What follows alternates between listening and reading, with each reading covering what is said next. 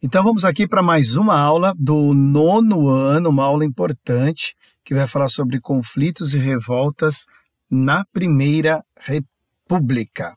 Então vamos analisar o contestado, a Guerra de Canudos, o cangaço, a revolta dos 18 do Forte, de Copacabana.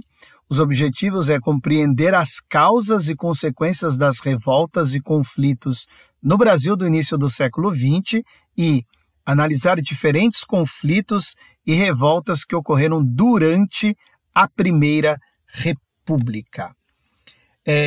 Só relembrando aqui que entre 1889 e 1930 a sociedade brasileira estava se acostumando com a ideia de ser uma república, que não teria mais reis, mas sim presidentes eleitos.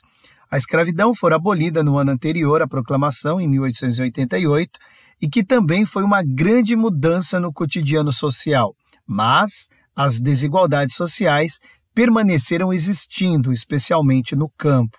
Nesse contexto, os proprietários de grandes fazendas de café e de gado tinham muita influência política.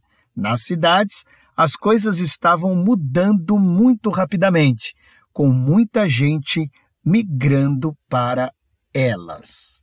Então, as mudanças que ocorreram aí durante a passagem da monarquia para a República no Brasil criaram tensões políticas e sociais.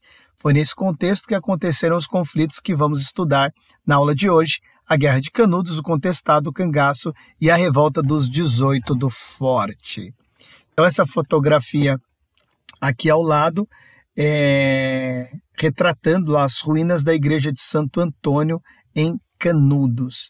Então, essas revoltas, esses conflitos, eles são muito explorados em provas de vestibular e de Enem, tá bom? Para a gente entender ali esse período da República. Então, nesse período da Primeira República, cai muito em provas essas questões relacionadas aos conflitos, tudo bem? Então, primeiro aqui vamos embarcar na Guerra de Canudos de 1893 a 1897. Então, na comunidade de Canudos, localizada em um município homônimo do sertão da Bahia, tá? O conflito teve raízes em questões sociais, econômicas e religiosas. A comunidade era organizada pelo líder religioso Antônio Conselheiro e formada principalmente por pessoas que seguiam seus ensinamentos religiosos e que buscavam condições de vida mais dignas. No entanto, a mera existência e permanência dessa comunidade geraram tensões com as autoridades oligárquicas locais, levando a uma intervenção militar por parte do governo local e federal. Conflitos armados eclodiram entre as forças militares e os habitantes de Canudos, e as consequências foram devastadoras para a comunidade e a região ao seu redor. Os habitantes da comunidade de Canudos perderam o conflito, que gerou um número significativo de mortes e o deslocamento forçado de muitos habitantes. Mais uma vez aqui tem uma fotografia de Flávio de Barros, de 1897, para vocês verem um retrato do que aconteceu nesse momento, tá certo? Então, vamos analisar o trecho de um texto historiográfico sobre a Guerra de Canudos, tá certo? Então, os textos historiográficos são muito importantes, tá? Ele está em O Prelúdio Republicano, Astúcias da Ordem e Ilusões do Progresso, página 16, de Savicenko, tá certo? Esse conjunto de transformações gerou um amplo processo de desestabilização da sociedade e cultura tradicional, cujo sintoma foi mais nítido, foi o episódio da Revolta de Canudos, de 1893 a 1897. As autoridades republicanas foram alertadas sobre a existência do povoado de Canudos, no sertão da Bahia, nesse ano de 1893, pois até então ele nem sequer constava dos mapas oficiais. Os dirigentes, no Rio de Janeiro, receberam a queixa das autoridades baianas relativas a um núcleo de fanáticos religiosos comandados por um indivíduo, Antônio Vicente Mendes Maciel, que, pregando doutrinas subversivas, fazia grande mal à religião e ao Estado. tá certo? Então, esse aqui é esse texto historiográfico desse período. Vamos agora para Contestado. O Contestado, ou Guerra do Contestado, foi um conflito que ocorreu entre 1912 e 1916 no Brasil. Ele ocorreu na região de fronteiras entre Santa Catarina e o Paraná e foi motivado por problemas sociais e econômicos, disputas de terras e tensões entre classes sociais decorrentes de uma situação de desigualdade. Nesse contexto, emergiram discursos e práticas religiosas promovidas por pregadores locais. Um desses líderes notáveis ficou conhecido como Monge José Maria, um ex-soldado do exército católico, curandeiro e monarquista. José Maria acreditava na volta de um Messias que traria melhorias nas condições de vida para a comunidade. Antes de passar aqui, então você já fica aí marcado e registrado que tem tanto aqui em Canudos como em Contestado uma figura religiosa que vai ali comandar e que vai dirigir a população, tá certo? Aqui, no caso de Canudos, aparece Antônio Vicente Mendes Maciel e aqui, em Contestado, vai aparecer o Monge José Maria, tá certo? Então já é algo que você pode marcar e frisar aí em relação a Canudos e a Contestado, tudo bem? Continuando aqui, o governo teve um papel importante na situação, preocupando-se em realizar esforços militares para conter o conflito. As consequências desse conflito impactaram diretamente a população local e as ações militares para conter a revolta acarretaram ainda mais dificuldades para as pessoas da região. Então, um cenário de conflito vai levar sempre problemas que se alastram ali em diversas questões, em diversas áreas dentro de uma sociedade, tá certo? O cangaço, década de 1920 e 1930. O cangaço foi um fenômeno que se intensificou entre as décadas de 20 e 30 no interior do Nordeste brasileiro, envolvendo grupos de bandoleiros conhecidos como cangaceiros. Esse fenômeno deixou um impacto duradouro na cultura nordestina.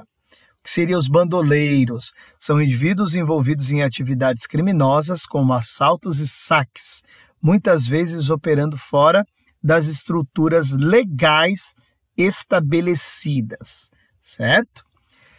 Esses bandos buscavam a sobrevivência do sertão nordestino. As ações dos cangaceiros colocavam-se contra as desigualdades econômicas latentes na região, agravadas pela escassez decorrente da seca e a falta de oportunidades. Essas condições deixaram muito em uma situação de miséria. Lampião e Maria Bonita foram duas lideranças do movimento. Lampião, estrategista notório, liderava o grupo, enquanto Maria Bonita desafiava os estereótipos de gênero ao integrar-se ao cangaço. Olha que interessante aí essa menção no texto, né? Que a questão de gênero da mulher, como era vista e observada nessas décadas, e Maria Bonita, ela quebrava esse estereótipo de gênero nesse momento aqui. Continuando, o cangaço envolvia a prática de atividades como saques, combates e deslocamentos constantes. Em resposta à violência associada aos cangaceiros, o governo realizou ações militares para reprimir o movimento. Em 1938, Lampião foi morto em um confronto com as forças governamentais. Então, a ideia aí do cangaço que a gente pode observar é essa ideia de justiceiros, né? Então, esse foi um movimento muito forte no Brasil e que na região Nordeste, até os dias de hoje, ele tem ali a sua notoriedade. E o Lampião, para muitos, é colocado como um herói, né? Então, esse é um ponto de reflexão que a gente tem que levar e sempre discutir entre a sociedade brasileira. Afinal, Lampião era herói ou, na verdade, uma pessoa que desafiava as autoridades, desafiava a lei e que e deve ser colocado como um criminoso. Então fica esse debate aí em nosso país, tá certo? A revolta dos 18 do Forte de Copacabana. Em 5 de julho de 1922, um grupo de militares do Exército Brasileiro rebelou-se contra o presidente Epitácio Pessoa e o vencedor da eleição, Arthur Bernardes. Olha aí, se revoltando contra o resultado das eleições. Esses militares eram seguidores da facção derrotada chamada Reação Republicana. Eles tentaram uma revolta no Rio de Janeiro, mas só conseguiram tomar o Forte de Copacabana, a Escola Militar do Realengo, Niterói e a primeira circunscrição militar em Mato Grosso. Mesmo tendo sido derrotados, esse evento foi importante porque marcou o início do tenentismo. Olha, marcou o início do tenentismo. O tenentismo vai ser um movimento muito importante que vocês vão ver lá na frente, tá certo? E é importante que vocês saibam que a revolta dos 18 do Forte de Copacabana, ele é o alicerce de tudo que vai acontecer depois relacionado ao tenentismo, tá certo? Então aqui está a importância. Os 18 morreram? Morreram, mas eles deixaram uma marca que lá na frente a gente vai entender, tudo bem? Seguindo aqui, o que é o tenentismo? Movimento militar que existiu no Brasil durante as décadas de 20 e 30, liderado por jovens oficiais do Exército chamado tenentes. Esses militares buscavam reformas políticas e sociais, protestando contra a corrupção e as oligarquias no governo. Os revoltosos eram militares insatisfeitos que buscavam transformações na ordem política vigente. Suas motivações incluíam o desejo de uma participação mais ativa na política nacional e o descontentamento com o governo vigente. O conflito teve seu epicentro no Rio de Janeiro, onde os rebeldes, liderados por oficiais do Exército, confrontaram as forças leais ao governo. Tá certo? Então aqui está uma imagem desta revolta, ok? Então vamos aqui agora a algumas fontes. Essa primeira fonte aqui está em O Prelúdio Republicano, Astúcias da Ordem e Ilusões do Progresso, página 17. Inicialmente foi enviada uma força policial para submeter os rebeldes, a qual foi destroçada antes de chegar ao povoado. Para espanto geral, não só a expedição foi totalmente desbaratada, como o general Moreira César foi abatido pelo fogo inimigo. Pânico geral. A única maneira de justificar a catástrofe foi atribuir aos revoltosos a imagem de conspiradores monarquistas, decididos a derrubar o novo regime, mantidos, organizados e fortemente armados a partir do exterior por líderes expatriados do regime imperial. Aniquilá-los por completo era, portanto, uma questão de vida ou morte para a jovem república. Então, olha aqui a ideia inicial que nós temos sobre a Guerra de Canudos, tá? Então é importante essas fontes para a gente se localizar. Aqui nós estamos falando da Guerra de Canudos, tudo bem? Então, querendo mencionar que esses oficiais, na verdade, eles eram monarquistas, estavam atentando contra a República e por isso eles deveriam ser exterminados. Tudo bem? Então essa aqui é o que a fonte 1 nos traz. A fonte 2, também sobre Canudos. Em Os Sertões, publicados em 1902, Euclides da Cunha retomou a história da guerra contra Canudos com um enfoque mais amplo do que usara nos artigos de jornal. Seu livro virou monumento, é o Memorial de Canudos. Então, está aqui, Brasil, uma biografia, tá, da Schwartz. Então, muito importante você observar os textos dela, tá bom? Vamos seguindo aqui. Os Sertões, trecho do livro. Fechemos este livro. Canudos não se rendeu. Exemplo único em toda a história, resistiu até ao esgotamento completo. Expugnado palmo a palmo na precisão integral do termo, caiu no dia 5, ao entardecer.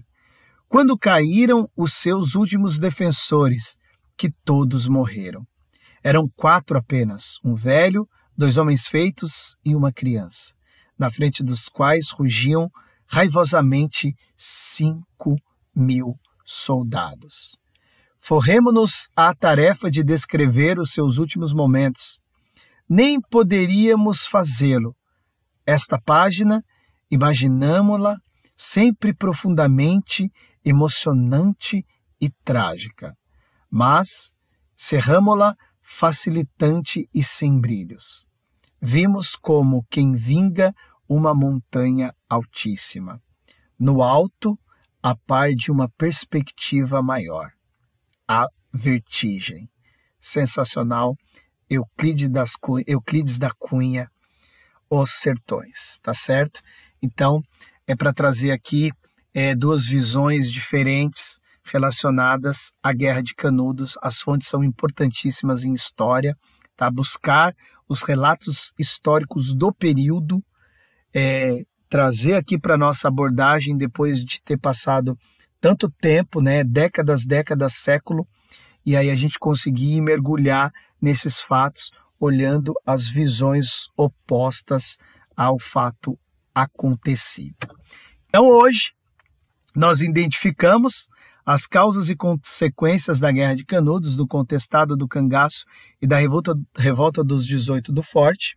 Analisamos trechos de textos historiográficos, de documentos históricos, importantíssimo isso, entrando em contato com diferentes perspectivas sobre os eventos estudados, e o objetivo principal é debater sobre as semelhanças e diferença entre os conflitos estudados.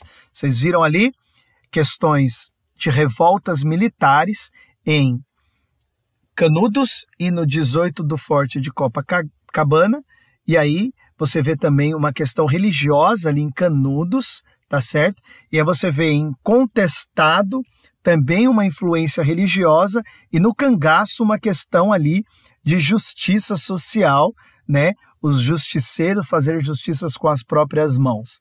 Então você tem aí 4 eventos que você pode mergulhar, estudar, fazer links do período histórico, ver semelhanças e diferenças entre eles.